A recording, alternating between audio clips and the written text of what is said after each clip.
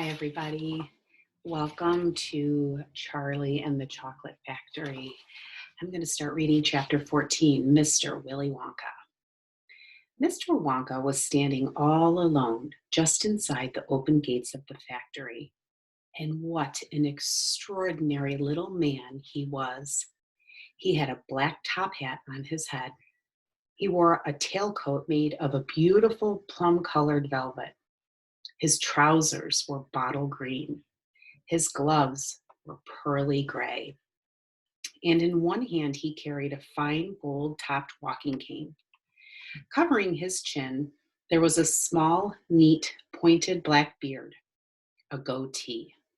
And his eyes were most marvelously bright. They seemed to be sparkling and twinkling at you all the time. The whole face, in fact, was alight and filled with fun and laughter. And oh, how clever he looked, how quick and sharp and full of life. He kept making quick, jerky little movements with his head, cocking it this way and that, and taking everything in with those bright, twinkling eyes.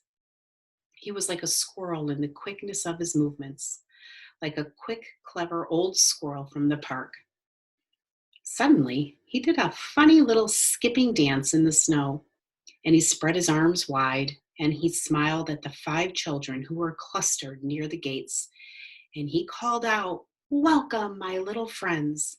Welcome to the factory." His voice was high and fluty. "Will you come forward one at a time, please?" he called out, "and bring your parents. Then show me your golden ticket and give me your name. Who's first?" The big boy stepped up. "I'm Augustus Gloop," he said. "Augustus!" cried Mr. Wonka, seizing his hand and pumping it up and down with terrific force. "My dear boy, how good to see you! Delighted, charmed, overjoyed to have you with us. Are these your parents? How nice! Come in, come in. That's right. Step through the gates." Mr. Wonka was clearly just as excited as everybody else. "My name," said the next child to go forward, "is Veruca Salt." "My dear Veruca, how do you do? What a pleasure this is. You do have an interesting name, don't you? I always thought a verruca was a sort of wart that you got on the sole of your foot, but I must be wrong, mustn't I? How pretty you look in that lovely mink coat. I'm so glad you could come. Dear me, this is going to be such an exciting day. I do hope you enjoy it. I'm sure you will. I know you will. Your father? How are you, Mr. Salt? And Mrs. Salt? Overjoyed to see you. Yes, the ticket is quite in order. Please go in." The next 2 children, Violet Beauregard and Mike TV, came forward to have their tickets examined, and then to have their arms practically pumped off their shoulders by the energetic Mr. Wonka. And last of all, a small, nervous voice whispered, "Charlie Bucket." "Charlie!" cried Mr. Wonka. "Well, well, well, so there you are. You are the one who found your ticket only yesterday, aren't you?" "Yes, yes, I read all about it in this morning's papers. Just in time, my dear boy. I am so glad. So happy for you. And this, your grandfather? Delighted to meet you, sir. Overjoyed, enraptured, enchanted. All right. Excellent. Is everybody in now? 5 children? Yes, good. Now, will you please follow me? Our tour is about to begin, but do keep together. Please don't wander off by yourselves. I shouldn't like to lose any of you at this stage of the proceedings. Oh, dear me, no." Charlie glanced back over his shoulder and saw the great iron entrance gates slowly closing behind him. The crowds on the outside were still pushing and shouting. Charlie took a last look at them. Then, as the gates closed with a clang, all sight of the outside world disappeared. "Here we are," cried Mr. Wonka, trotting along in front of the group. "Through this big red door, please. That's right. It's nice and warm inside. I have to keep it warm inside.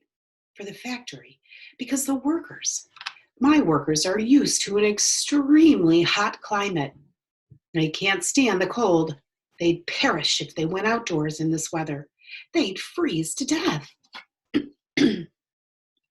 But who are those workers? Asked Augustus Gloop.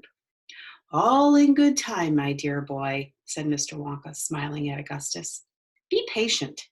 You shall see everything as we go along. Are all of you inside? Good. Would you mind closing the door? Thank you. Charlie Bucket found himself standing in a large corridor that stretched away in front of him as far as he could see. The corridor was so wide that a car could easily have been driven along it. The walls were pale pink. The lighting was soft and pleasant. How lovely and warm, whispered Charlie. I know, and what a marvelous smell, answered Grandpa Joe, taking a long, deep sniff. All the most wonderful smells in the world seemed to be mixed up in the air around them. The smell of roasting coffee and burnt sugar and melting chocolate and mint and violets and crushed hazelnuts and apple blossom and caramel and lemon peel. And far away in the distance, from the heart of the great factory, came a muffled roar of energy as though some monstrous, gigantic machine were spinning its wheels at breakneck speed. Now this, my dear children, said Mr. Wonka, raising his voice above the noise. This is the main corridor. Will you please hang your coats and hats on those pegs over there, and then follow me. That's the way. Good. Everyone ready? Come on. Then here we go.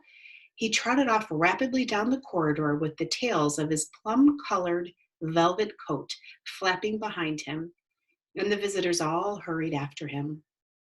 It was a large party of people when you came to think of it. There were 9 grown-ups and 5 children, 14 in all. So you can imagine that there was a good deal of pushing and shoving as they hustled and bustled down the passage, trying to keep up with the swift little figure in front of them. Come on, cried Mr. Wonka. Get a move on, please. We'll never get round today if you dawdle like this. Soon he turned right off the main corridor into another slightly narrower passage. Then he turned left, then left again, then right, then left, then right, then right, then left. The place was like a gigantic rabbit warren with passages leading this way and that in every direction. Don't you let go of my hand, Charlie, whispered Grandpa Joe. Notice how all these passages are sloping downwards, called Mr. Wonka. We are now going underground. All the most important rooms in my factory are deep down below the surface.